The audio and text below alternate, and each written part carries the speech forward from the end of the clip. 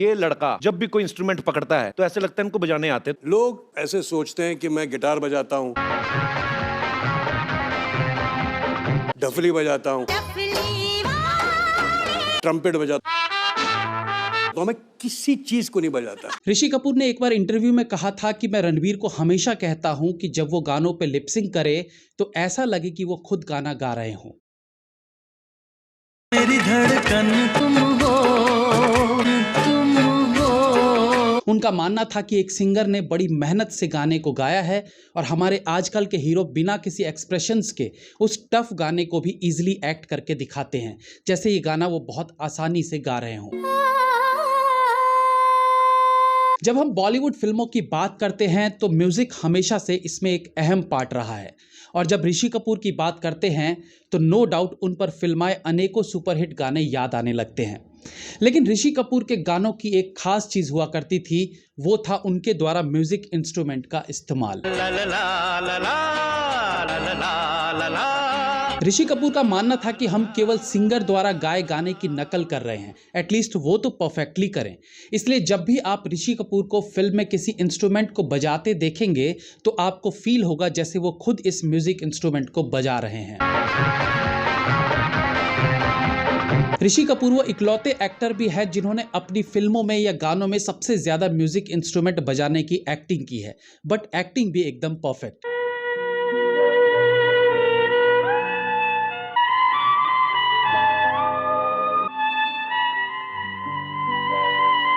ऋषि कपूर और बाकी एक्टर्स में ऑन स्क्रीन इंस्ट्रूमेंट प्ले करने में बड़ा अंतर रहता था, और इवन फिल्म डायरेक्टर्स भी इस बात को समझते होंगे। इसलिए बाकी एक्टर्स के इंस्ट्रूमेंट बजाने वाले सीन में कैमरा उनके इंस्ट्रूमेंट पर कम होता था और इधर उधर ज्यादा, ताकि गाना देखते हुए पब्लिक गलत बजाए इंस्ट्रूमेंट को पकड़ न सके।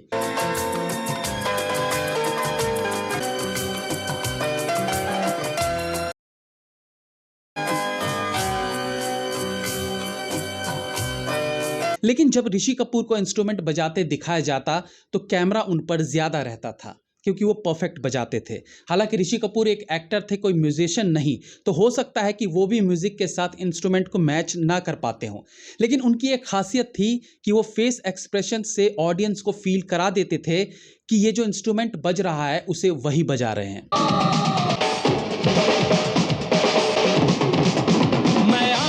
भारतीय फिल्मों में ऋषि कपूर का स्थान जैसा भी रहा हो, उन्हें आप जिस भी तरह के एक्टर के रूप में देखते हो, लेकिन इस बात से इनकार नहीं किया जा सकता कि उनके हिस्से अनेकों सुपरहिट सॉन्ग्स आए, और एक्चुअली उनका सॉन्ग में परफॉर्मेंस भी लाजवाब रहता था। ऋषि कपूर पर्दे पर इंस्ट्रूमेंट को बजाते दिखाना पसंद भी करते थे। यही कारण है कि उनके हिस्से पार्टी सॉन्ग्स खूब आए, भले वो हाउस पार्टी हो या स्टेज पर परफॉर्मेंस। काफ़ी गानों में उनके हाथ में इंस्ट्रूमेंट ज़रूर रहता था। इवन एक समय ऐसा आ गया कि जब उन्हें आउटडोर गाना शूट करने के लिए कहा जाता, वो भी बिना इंस्ट्रूमेंट के, तो उन्हें गाना करने में मज़ा ही नहीं आता था। अपने हीरो की दुविधा को देखते हुए डायरेक्टर को बीच गाने में उन्हें म्यूजिक इंस्ट्रूमेंट प्रोवाइड कराना पड़ता था, ताकि चिंटू भैया अच्छे से गाने की शूट खत्म कर सकें।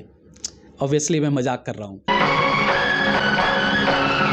एक फैक्ट ये भी है कि इंस्ट्रूमेंट के साथ ऋषि कपूर ने जितने भी गाने परफॉर्म किए वो सभी ब्लॉकबस्टर रहे। भले फिल्मों में हंसने को, रोने को, गुस्सा दिखाने को एक्टिंग कहा जाता हो, लेकिन म्यूजिक पर एक्टिंग करने की जो कला ऋषि कपूर में थी वो किसी और में नहीं थी।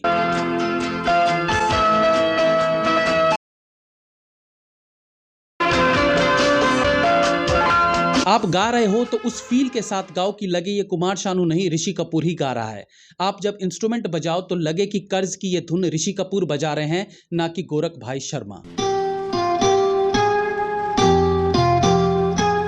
कर्ज का जो म्यूजिक पीस था इन्होंने ही बजाया था। मैं चाहूंगा गोरख दादा आप एक बार वो बस पीस सुना के बता दीजिए। सबसे इंपॉर्टेंट बात यह थी कि ऋषि कपूर पर्दे के पीछे के आर्टिस्ट्स की अहमियत समझते थे और उन्हें पर्याप्त सम्मान भी देते थे, वो चाहे म्यूजिशियन हो या सिंगर। ये लड़का जब भी कोई इंस्ट्रूमेंट पकड़ता है तो ऐसे लगता है इनको बजाने आते। लोग ऐसे सोचते हैं कि मैं गिटार बजाता हूँ, डफली बजाता हूँ,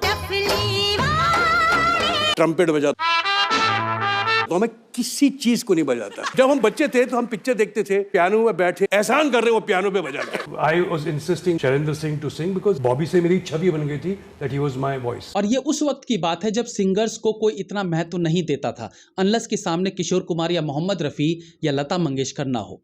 कुमार शानू ने एक इंटरव्यू में बताया था कि 90s में उन्हें 2000-5000 रुपए ही मिला करते थे, जबकि एक्टर्स उस वक्त भी 50 लाख से लेकर 70 लाख तक लिया करते थे। तो इस बात से अंदाज़ा लगाया जा सकता है कि एक्टर्स और सिंगर्स के बीच का डिफरेंस कितना ज़्यादा था। उसके बाद भी ऋषि कपूर का म्यूजिशियंस और सिंगर्स के प्रति लगाव रहा था, शायद इसलिए कि उन्हें भी ये आभास रहा होगा कि उनके करियर का सबसे स्ट्रॉन्ग पॉइंट म्यूजिक ही रहा है।